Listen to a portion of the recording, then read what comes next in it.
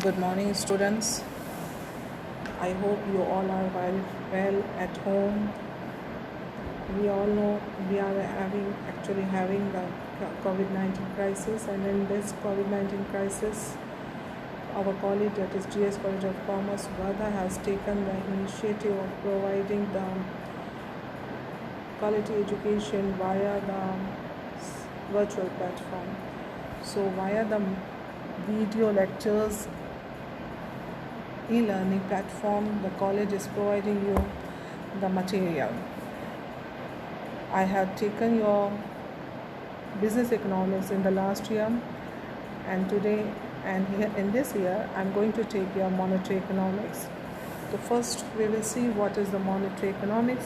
The monetary economics is actually the branch of economics which deals with the money and money related matter. It is actually the part of the macroeconomics.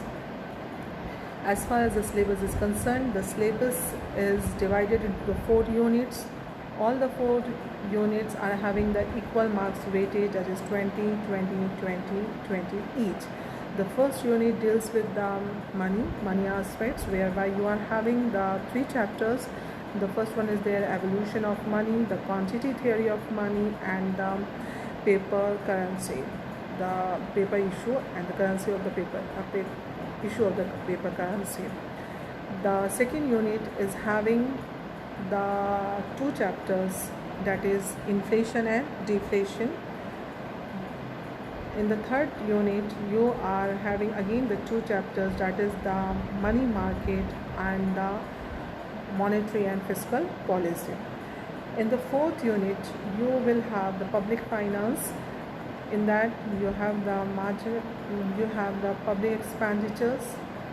Similarly, the tax whereby you are having the direct tax and the indirect taxes, and the public deeds. One more theory is there, the theory of the maximum social advantage. Just like your past paper pattern, that is the question 1, A, B or C. Then the question number 2, A, B and C. Question number 3, A, B or C. Like this you are having the question paper pattern. The question number 1, A, B is having are of 8 marks each, and the question number 1C is of 16 marks, which is actually the internal choice. So I have briefed up the syllabus and the paper pattern. Now we are starting today the first chapter, that is the monetary economics, evolution of money, under the first unit. The evolution of money. What is money basically? The question arises in our mind, what is money? And this is not a new thing for us. Everyone is aware with the money. The 50 rupees currency note is actually the money in India. Similarly, the $1 is actually the currency in USA.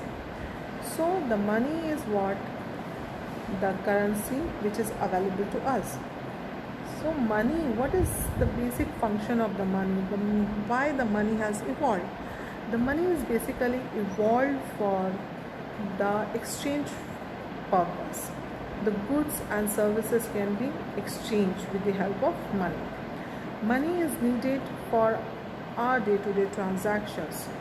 We need the money for buying the utensils, we need the money for buying the grocery items, we need the money for buying the vegetables. Because we are not living in the environment whereby we will exchange the goods and services in terms of the goods and services. So money is needed. Now, what are the contents which we will see in this particular chapter? Meaning of the money, definition of money, stages of evolution of money, barter system, its merits and demerits, functions of money and the importance of money, which we will see in the different videos. As I discussed, what is money? Now the definition of money. Money is what money does.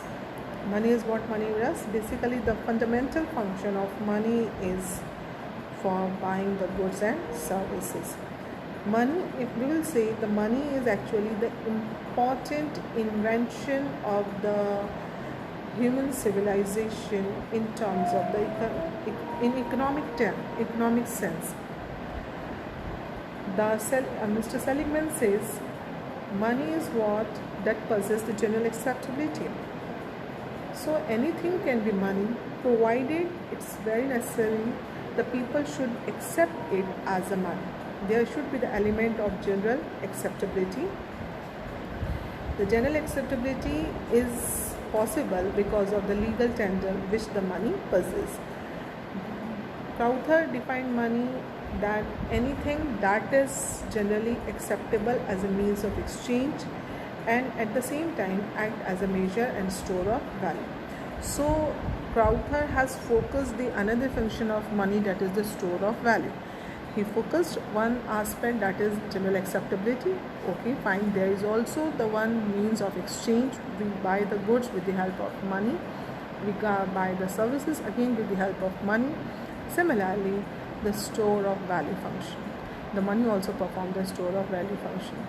We can store the value of commodities because of the money. Now, these are the stages which we will see in our next video. Thank you.